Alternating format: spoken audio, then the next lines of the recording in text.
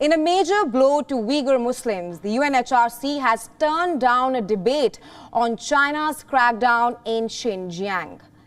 Among the 47-member council, 17 voted in favour, 19 members voted against and 11 abstained. The surprise China's victory was met with a burst of applause at the council. Listen. 理事会成员反对操弄涉疆问题，反对搞人权问题政治化的情况下，美西方强推这一决定草案，目的根本不是对话合作，而是制造分裂与对抗，创设将国别人权问题引入人权理事会的危险捷径。今天他们针对中国，明天他们就会针对任何一个发展中国家。We are members of the Human Rights Council. We are here to raise situations of systemic discrimination.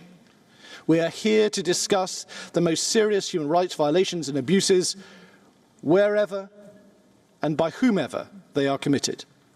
There can be no doubt about the gravity and the scale of what has been reported in Xinjiang warrants such a debate. Let's break down the votes for you. In an unexpected move, China rejected the debate proposal. All African members except Somalia followed Beijing. And a majority of 13 Asian nations also joined the Chinese camp. But what is raising eyebrows is that many Muslim countries have said no. Among the 17 members of Islamic Cooperation Organization, 12 voted against the resolution, like Qatar, United Arab Emirates, Indonesia, and even Pakistan, which touts to be fighting for all Muslims around the world. Now, India is home to over 172 million Muslims, the second largest religion in the country. But New Delhi has abstained from the UNHRC vote. Earlier, the Foreign Ministry had said that the debate is based on a UN report, so India does not want to comment on it. For years, human rights groups have been sounding an alarm over what is happening in Xinjiang. The Chinese region is home to over millions of Uighurs. Data suggests that about most of them are kept in detention camps. There are frequent reports of torture, rape, and even deaths. The West has gone as far as calling it a genocide. However, China has maintained that they are just re-education camps. It is important to understand that a rejection like this is extremely rare for the UNHRC. A motion brought in by the Western countries usually gets a green light for discussion. This resolution was brought in by US, United Kingdom, Canada, Denmark, Finland, Iceland, Norway, and Sweden.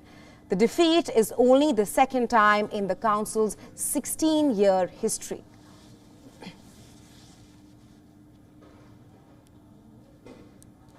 And for more on this, we're now being joined by Vivek Kaju. He is a former Indian diplomat. Welcome to the broadcast, Ambassador. Thank you. Right now, India has been one of the most vocal critics of China's crackdown on its minorities. My question to you is then, why do you think New Delhi has abstained in this vote? I think the Human Rights Council has a certain diplomatic dynamic. And India's abstention, to my mind, is part of that dynamic. It does not show that India does not understand or appreciate what is happening in Xinjiang to the Uyghur Muslims. It is true that China's record of treatment of its Uyghur Muslim minorities is shameful. I can't think of any other word. But the Human Rights Council is enmeshed in politics, and politics can never be disassociated from the Council's activity. So the vote that has taken place and India's abstention also has to be viewed through that prism.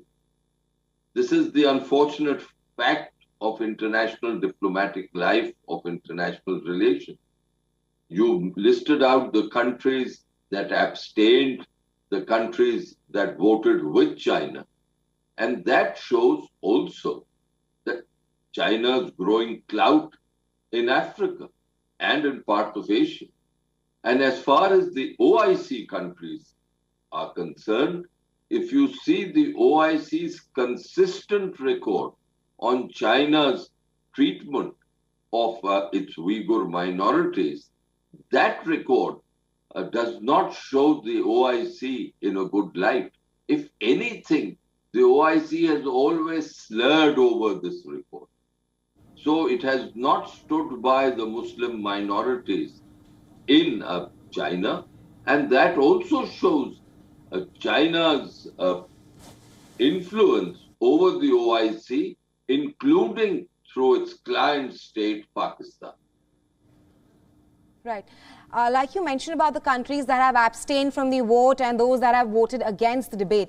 My second question to you is that, like you mentioned, a lot of countries that voted against the debate were Muslim majority nations like United Arab Emirates, Qatar and Pakistan. Why do you think that these countries are not holding China accountable? Because they have major interests in China. After all, these are oil producing countries, and China is a major buyer of oil and oil from the Gulf countries. So economic factors, political factors, security factors, all these come into play. We should also not forget of the kind of dynamic that is taking place in the Gulf region. China's alignment with Iran, the Arab countries, the UAE, for instance, Qatar, they're keeping an eye on it. So they would have thought that on this question, they don't want to provoke China. Right. So as I said, the Human Rights Council, for all that it claims that it is an independent body to look at the human rights records of countries to promote human rights, the sad fact is that it is at the end of the day a political body, and issues in the council are looked at by its the members of that council through the prism of their interests and international politics.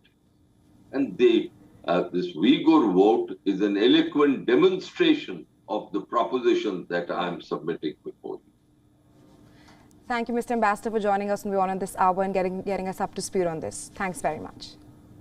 Thank you.